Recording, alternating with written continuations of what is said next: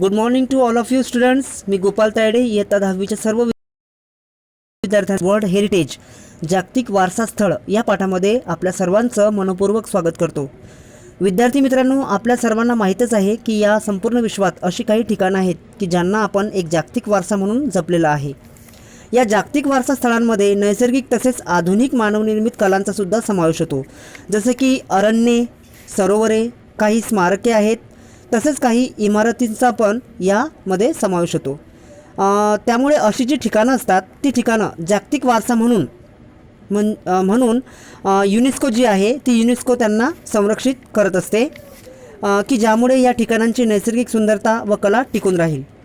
या जगात अशी खूप सुंदर आणि कलाकृत ठिकाणं आहेत की जी पाहिल्यानंतर आपल्याला विचार पडतो की निसर्गाने व आधुनिक कालीन मानवाने ती कलाकृती त्यावेळेस किती मनपूर्वक तयार केली असेल.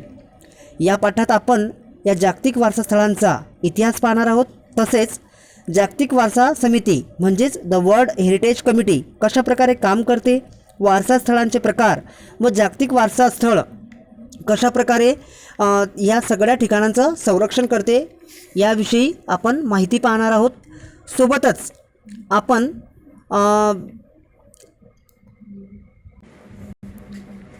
जागतिक वारसा असलेले जे काही ठिकाणं आहेत त्यांनासुद्धा पाहणार आहोत. चला तर मग सुरुवात करूया आपल्या या पाठाला 2.6 वर्ल्ड हेरिटेज. सुरुवात करूया आपल्या या पाठाला. बघा, वर्ल्ड हेरिटेज या ठिकाणी काही पिक्चर्स वगैरे दिलेले आहेत आणि किती सुंदर अशी कलाकृती आहे. टेम्पल, त्यानंतर काही मानवनिर्मित जागतिक वारसा स्थळं आहेत, काही नैसर्गिक स्थळं आहेत आणि किती सुंदर आपण या ठिकाणी पाहत आहोत. इतके छान मानवनिर्मित आणि नैसर्गिक वारसा स्थळं आपल्या सगळ्यांना पाहायला मिळत आहेत. सुरुवात करूया या पाठाला. A world heritage site is a site determined by the United Nations educational, scientific and cultural organizations UNESCO to have significant cultural or natural importance to humanity. As such, the sites are protected and maintained by the International World Heritage Program, which is administered by the UNESCO World Heritage Committee. Because World Heritage sites are places that are significant culturally and naturally, they vary in type and includes forest, lakes, monuments, buildings and cities. आता बघा, जागतिक वारसा स्थळ म्हणजेच world heritage site हे मानवताच्या दृष्टीने जागतिक व सांस्कृतिक अशी नैसर्गिक ठिकाणं आहेत आणि त्यामध्ये ही जी ठिकाणं आहेत ती ठिकाणं युनेस्कोमार्फत काय केलेली असतात, संरक्षित केलेली असतात आणि आंतरराष्ट्रीय जागतिक वारसा म्हणजे या कार्यक्रमाअंतर्गत त्या ठिकाणांना समितीमार्फत त्यांची देखरेख केली जाते. आता या ठिकाणी अशी कोणती ठिकाणं आहेत की ज्या ठिकाणांना युनेस्कोमार्फत संरक्षित केलेली असतात. जसे की या ठिकाणी त्यांनी दिलेलं आहे बघा, काही फॉरेस्ट आहेत, लेक्स आहेत आणि मॉन्युमेंट्स आणि बिल्डिंग यांना युनेस्कोमार्फत काय केलेलं असतं, एका समितीद्वारे संरक्षित केलेलं असतं. पुढे बघूया.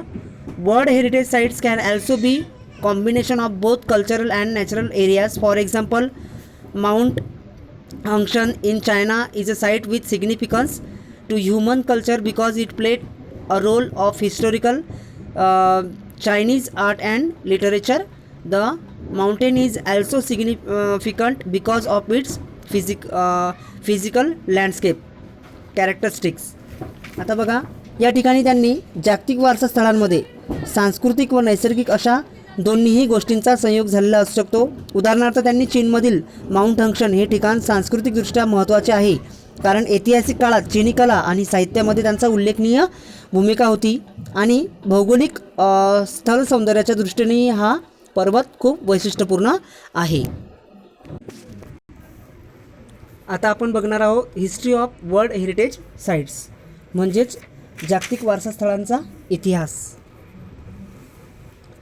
Although the ideas of protecting cultural and natural heritage sites around the world began in the early 20th century. आता या ठिकाणी हा शब्द खूप महत्त्वाचा आहे, म्हणजे 20व्या शतकामध्ये कशा प्रकारे सुरुवात झालेली आहे इतिहास काय आहे जागतिक वारसांचा तो आपण पाहणार आहोत.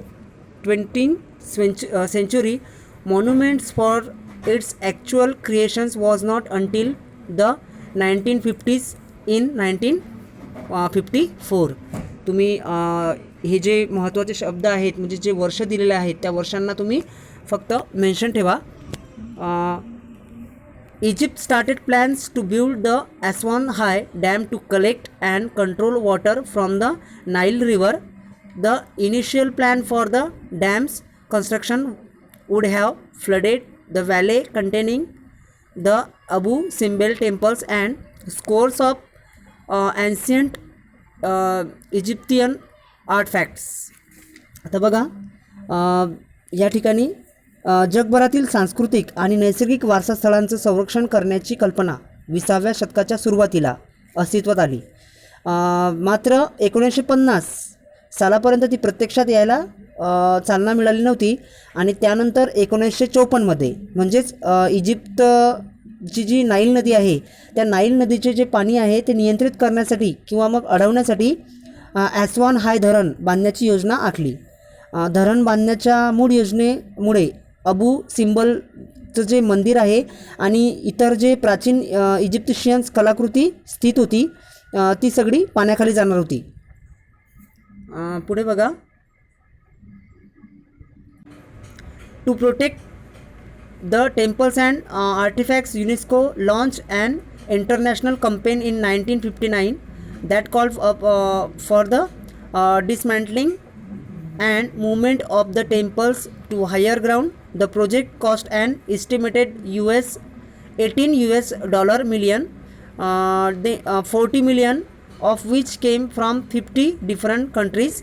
Because of the project success, UNESCO and the International Council on Monuments and Sites initiated a draft conventions to create an international organizations responsible for protecting cultural heritage. आता ही जी मंदिरं आणि कलाकृती संरक्षित करण्यासाठी युनेस्कोने 1959मध्ये एक आंतरराष्ट्रीय मोहीम राबवली ज्याद्वारे मंदिरे उतरवून एका उंच ठिकाणी स्थलांतरित करण्यात आली. या प्रकल्पाचा खर्च अंदाजे 80 मिलियन अमेरिकेचे जे डॉलर असतात इतका झाला, ज्यातले $40 मिलियन 50 वेगवेगळ्या देशांकडून जमा झाले. या प्रकल्पाच्या यशानंतर युनेस्को आणि आंतरराष्ट्रीय स्मारके व इतर परिषद म्हणजेच काय की international council of monuments and sites यांनी सांस्कृतिक वारसा स्थळांचे संरक्षण करण्याची जबाबदारी घेण्यासाठी एक आंतरराष्ट्रीय संस्था निर्माण करण्याचा मसुदा तयार केला. त्यानंतर बघा पुढे. Shortly thereafter in 1965 a White House conference in the United States called for a World Heritage Trust to protect historic and cultural sites but to also protect the world significant natural and scenic sites. Finally in 1968 the International Union for Conservation of Nature developed similar goals and presented them at the United Nations Conference on Human Environment in Stockholm, Sweden in 1972. Following the presentations of these goals, the conventions concerning the protection of world cultural and natural heritage was adopted by UNESCO's General Conference on November 16, 1972. आता बघा त्यानंतर लवकरच म्हणजे 1965मध्ये अमेरिकेत एका white house परिषदेमध्ये एका white house परिषदेमध्ये जागतिक वारसा विश्वस्त संस्था म्हणजेच वर्ल्ड हेरिटेज ट्रस्ट स्थापन करण्याची मागणी करण्यात आली आणि त्या अंतर्गत ऐतिहासिक स्थळांबरोबर जगातील जे महत्त्वाचे निसर्गरम्य जे ठिकाणं होते त्यांचं सुद्धा संरक्षण करण्यात येईल. आणि अखेरीस 1968 साली आंतरराष्ट्रीय निसर्गरक्षक संघाने international union for conservation of nature याद्वारे त्यांची उद्दिष्ट तयार करण्यात आली आणि 1972मध्ये स्वीडनमधील स्टॉकहोम येथील मानवी पर्यावरण विषयावरील संयुक्त राष्ट्र परिषद म्हणजेच काय United nation conference on human environment ती सादर करण्यात आली.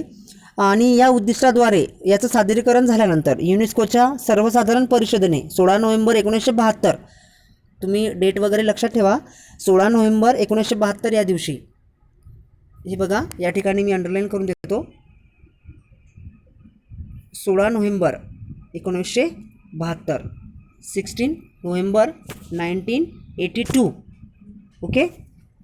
या दिवशी जागतिक सांस्कृतिक व नैसर्गिक वारसा संरक्षणाचा म्हणजेच काय की protection of world cultural and natural heritage general conference याचा स्वीकार केला. पुढे बघूया द वर्ल्ड हेरिटेज कमिटी. आता जागतिक वारसा समिती कशा प्रकारे काम करते याची माहिती आपण आता या पॅराग्राफमध्ये पाहणार आहोत. Today, the World Heritage Committee is the main group responsible for establishing which sites will be listed as a UNESCO World Heritage Site. The committee meets once a year and consists of representatives from 21 state parties that are elected for 6 years terms by the World Heritage Center's General Assembly. The state parties are then responsible for identifying and nominating new sites within their territory to be considered for inclusion on the World Heritage List. आता जागतिक वारसा समिती कशा प्रकारे काम करते तर या पॅराग्राफमध्ये असं दिलेलं आहे की आज युनेस्कोच्या जागतिक वारसा स्थळांचा यादीमध्ये कोणती ठिकाणं समाविष्ट केली जावीत याचे प्रमुख अधिकार जागतिक वारसा समितीकडे आहेत. म्हणजेच काय की कोणत्या ठिकाणांना आपण समाविष्ट करायचं याची जी लिस्ट आहे याची जी यादी आहे ती यादी युनेस्कोकडे आहे आणि या समितीची बैठक वर्षातून एकदा होते आणि त्यामध्ये जागतिक वारसा केंद्राच्या सर्वसाधारण सभेने म्हणजेच काय world heritage centres general assembly 6 वर्षाच्या कालावधीसाठी निवडलेल्या 21 राज्य पक्षांच्या प्रतिनिधींचा यामध्ये सहभाग असतो. आपल्या प्रदेशातील नवीन स्थळं शोधून त्यांचा जागतिक वारसा यादीमध्ये समाविष्ट करण्यासाठी विचार केला जावा यासाठी नामांकन करण्याची जबाबदारी या राज्यपक्षांची असते. आता पुढच्या पॅराग्राफमध्ये आपण बघणार आहोत becoming a world heritage site कशा प्रकारे ठरते याची माहिती आपण या पॅराग्राफद्वारे पाहणार आहोत. बघा there are 5 steps in becoming a world heritage site. म्हणजे 5 महत्त्वाची स्थळं आहेत म्हणजे पॉईंट आहेत 5 आणि त्याद्वारे 5 step. Okay. So there are 5 steps in becoming a world heritage site. The first of which is for a country or state party to take an inventory of its significant cultural and natural sites. म्हणजे जागतिक वारसा स्थळ ठरवण्याचे 5 टप्पे आहेत. प्रथम टप्पा म्हणजे एखाद्या देशाने किंवा राज्यपक्षाने आपल्याकडील लक्षणीय सांस्कृतिक व नैसर्गिक स्थळांची संपूर्ण यादी तयार करणे. This is called the tentative list and it's important because nominations to the World Heritage List will not be considered unless the nominated site was first included on the tentative list. Next, countries are then able to select sites from their tentative list to be included on a nomination files. The third step is a review of the nominations filed by 2 advisory bodies consisting of the International Council on Monuments and Sites and the World Conservation Union who can make recommendations to the World Heritage Committee. आता बघा याला प्रायोगिक तात्पुरती यादी म्हणतात. ही यादी अतिशय महत्त्वाची असते कारण एखाद्या नामांकित स्थळाचा जर प्रथम या प्रायोगिक यादीमध्ये समावेश केलेला नसेल तर जागतिक वारसा यादीसाठीच्या नामांकनामध्ये तिचा विचार केला जात नाही. त्यानंतर प्रत्येक देश आपल्या प्रायोगिक यादीतून म्हणजेच नामांकन फाईलमध्ये समाविष्ट करण्यासाठी काही स्थळे निवडतो. तिसऱ्या टप्प्यात जागतिक स्मारके व स्थळे म्हणजेच परिषद international council on monuments and sites आणि जागतिक संरक्षण संघाच्या वर्ल्ड हेरिटेज कमिटी यामध्ये 2 सल्लागार समित्या या नामांकन फाईलमध्ये परीक्षण करतात आणि जागतिक वारसा समितीकडे आपल्या शिफारसी पाठवतात. पुढे बघा to the World Heritage Committee. The World Heritage Committee meets once a year to review these recommendations and decide which sites will be added to the World Heritage List. The final step in becoming a World Heritage Site is determining whether or not a nominated sites meets at least one of 10 selection criteria. If the sites meet these criteria, it can be inscribed on the World Heritage List. Once a site goes through this process and it's chosen, it remains the property of the country on whose territory it sites, but it also becomes considered within the international community. आता बघा, यामध्ये आपण पाहिलं की 2 सल्लागार समित्या या नामांकन फाईलचे परीक्षण करतात आणि जागतिक वारसा समित्याकडे आपल्या शिफारसी पाठवतात आणि त्यानंतर जागतिक वारसा समिती आपल्या वार्षिक बैठकीमध्ये या शिफारशींचे अवलोकन करतात आणि कोणती स्थळे जागतिक वारसा यादीमध्ये समाविष्ट होतील हे ते ठरवतात. जागतिक वारसा स्थळ बनवण्याचा शेवटचा टप्पा म्हणजेच काय की प्रस्तुत नामांकित स्थळ हे 10 निवड निकषांपैकी किमान एक निकष पूर्ण करते की नाही हे तपासते. या स्थळाने जर निकष पूर्ण केले तर जागतिक वारसा यादीमध्ये तिचे नाव नोंदवले जाते आणि एखादे स्थान या संपूर्ण प्रक्रियेतून निवडले गेल्यानंतर ते त्या भागात त्या देशाची मालमत्ता तर असतेच, परंतु आंतरराष्ट्रीय समुदायाचाही महत्त्वपूर्ण भाग म्हणून ते गणले जाते. Types of world heritage site. आता आपण जागतिक वारसा स्थळांचे प्रकार पाहणार आहोत. As of 2009 there are 819 world heritage site that are 148 countries. Map बघा, आता या ठिकाणी त्यांनी दिलेलं आहे की 2009 या वर्षामध्ये जवळजवळ 890 हे जागतिक वारसा स्थळं आहेत आणि त्यानंतर बघा, आणि ते जे ठिकाणं आहे ते 148 देशांमध्ये, जवळजवळ 148 देशांमध्ये त्यांची गणना होते आणि त्यानंतर एकूण म्हणजेच 890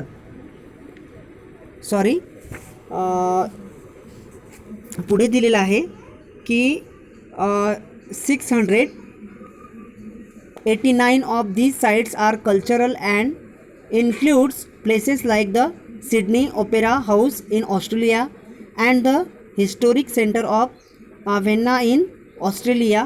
176 are natural and feature such locations as the US Yellowstone and Grand Canyon National Parks. 25 of the World Heritage Sites are considered mixed, that is natural and cultural. Peru's Machu Picchu is one of these. Italy has the highest number of World Heritage Sites with 44. आता बघा, या ठिकाणी त्यांनी दिलेलं आहे की 2009 पर्यंत जर गणना केली तर 148 देशांमध्ये बघा, या ठिकाणी मी अंडरलाईन करत आहे, 148 देशांमध्ये असलेले एकूण 890 जागतिक वारसा स्थळं आहेत. किती आहेत? 890 जागतिक वारसा स्थळं आहेत. त्यामधील 689 स्थळं सांस्कृतिक आहेत. म्हणजे 689 जी स्थळं आहेत ती आहेत सांस्कृतिक आहेत, ज्यात ऑस्ट्रेलियातील सिडनीचे ओपेरा हाऊस, ऑस्ट्रेलियामधील सिडनीचे जे ओपेरा हाऊस आहे हे बघा, ओपेरा हाऊस, आणि ऑस्ट्रेलियातील व्हिएन्ना येथील ऐतिहासिक केंद्र यांचा समावेश होतो. 176 ठिकाणं अशी आहेत, जसे की बघा 176 ठिकाणं नैसर्गिक आहेत. उदाहरणार्थ अमेरिकेतील येलोस्टोन आणि ग्रँड कॅनल नॅशनल. उदाहरण त्यांनी दिलं आहेत, येलोस्टोन आणि grand canal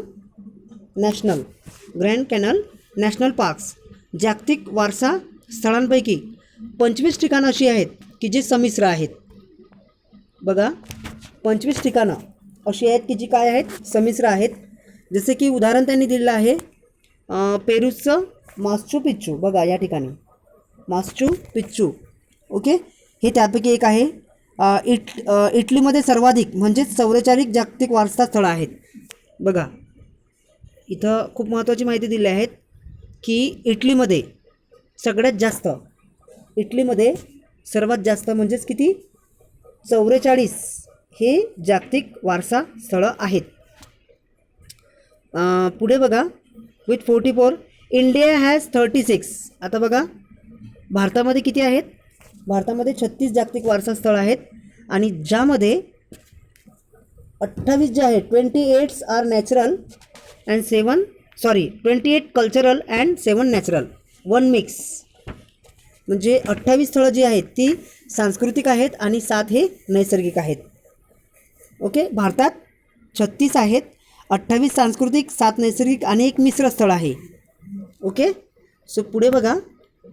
the world heritage committee has divided the world's countries into 5 geographic zones which includes Africa, Arab sites, Asia Pacific including Australia and Oceania, 4 Europe and North America, and 5th Latin America and the Caribbean.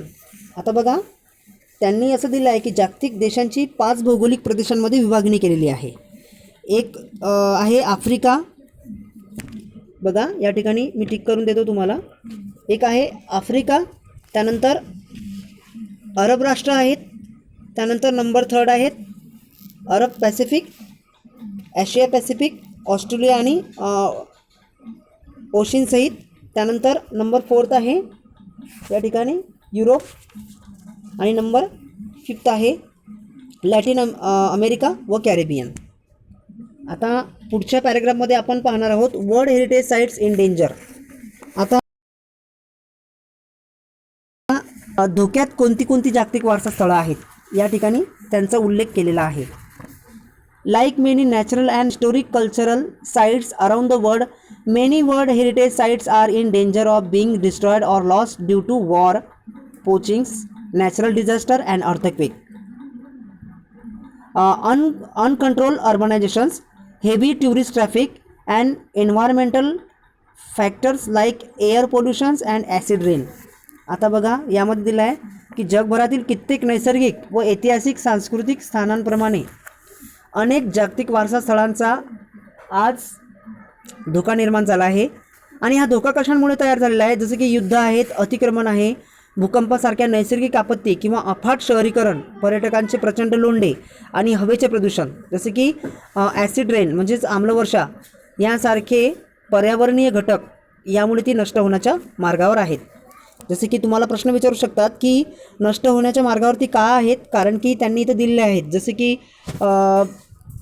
उदाहरणं त्यांनी दिले आहेत. War आहे, त्यानंतर पॉचिंग्स आहेत, नैसर्गिक काही संकट आहेत, त्यानंतर या ठिकाणी दिलेलं आहे भूकंप है ना. या सगळ्या गोष्टींमुळे ती जी ठिकाणं आहेत ती संकटामध्ये आलेली आहेत. पुढे बघा world heritage sites that are in the danger are inscribed on a separate list of World Heritage Site in danger, which allows the World Heritage Committee to allocate resources from the World Heritage funds to the site. In addition, different plans are put into place to protect and or restore the sites. If however a site loses the characteristics which allowed for it to be originally included on the World Heritage list, the World Heritage Committee can choose to delete the site from the list. To learn more about World Heritage Sites, visit the World Heritage Center's website at wsc.unesco.org. आता बघा पुढे दिलेलं आहे की बरीचशी अशी जागतिक वारसा स्थळं आहेत ती आम्लवर्षामुळे किंवा शहरीकरण झाल्यामुळे पर्यटकांचे प्रचंड लोंढे ते पाहण्यासाठी येत असल्यामुळे अतिक्रमण, युद्ध आणि भूकंपासारख्या ज्या गोष्टी नैसर्गिक आपत्त्या ज्या येत आहेत त्यामुळे ही जी नैसर्गिक जागतिक वारसा स्थळं आहेत ती धोक्यात येत आहेत. आणि अशा संकटात असलेल्या जागतिक वारसा स्थळांना जागतिक वारसा स्थळे नावाच्या स्वतंत्र यादीमध्ये नोंदवले जाते आणि जागतिक वारसा समिती जागतिक वारसा निधीतून अशा स्थळांना विशेष संसाधने पुरवते. त्याशिवाय या स्थळांचे संरक्षण आणि जीर्णोद्धार करण्यासाठी अनेक उपाययोजनासुद्धा केल्या जातात. तरी देखील एखादे स्थळ ज्या लक्षणीय कारणामुळे मूलतः जागतिक वारसा यादीमध्ये समाविष्ट झाले होते ती वैशिष्ट्ये नष्ट झाली असल्यास जागतिक वारसा समिती ते नाव यादीतून काढून टाकते.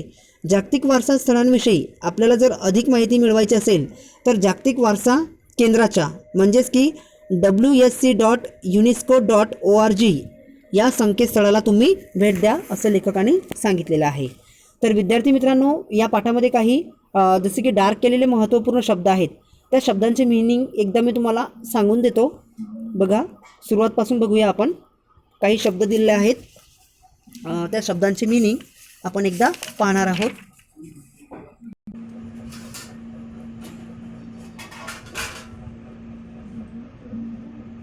बघा, या ठिकाणी एक शब्द दिला आहे हेरिटेज, है ना. हेरिटेज म्हणजे वारसा.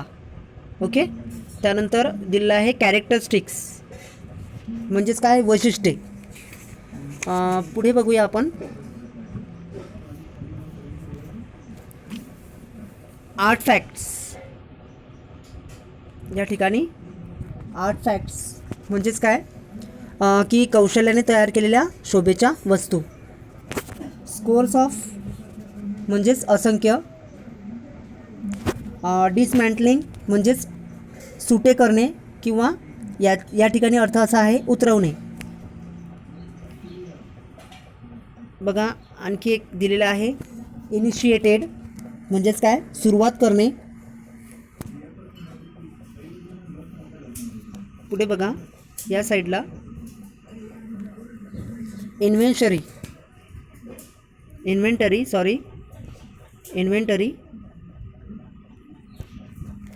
म्हणजेच संपूर्ण यादी किंवा मग तुम्ही त्याला सूची म्हणू शकता. त्यानंतर रेकमेंडेशन्स म्हणजेच काय, सजेशन, सूचना, रेकमेंडेशन, किंवा तुम्ही त्याला प्रस्ताव सुद्धा म्हणू शकता. क्रिटेरिया म्हणजे जे संभाव्य आहे ते, फिक्स बेसिस. त्यानंतर बघा पुढे टू इन्स्क्राईब म्हणजेच काय, नाव करणे किंवा मग समाविष्ट करणे. टेरिटरी म्हणजेच काय, प्रदेश किंवा प्रांत, रिजन. अर्बनायझेशन्स एक शब्द आलेला आहे बघा, म्हणजेच काय, शहरीकरण.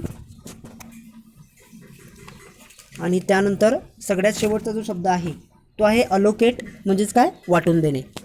तर विद्यार्थी मित्रांनो, हा झाला आपला 2.6 वर्ल्ड हेरिटेज म्हणजे जागतिक वारसा स्थळ. तर मग पुढच्या सेशनमध्ये मी तुम्हाला नवीन युनिटची माहिती देणार आहे. नेक्स्ट सेशनमध्ये युनिट 3 आपण स्टार्ट करणार आहोत. काही अडचणी असतील तर तुम्ही मला कमेंट्समध्ये नक्की सांगू शकता. Okay, so thank you.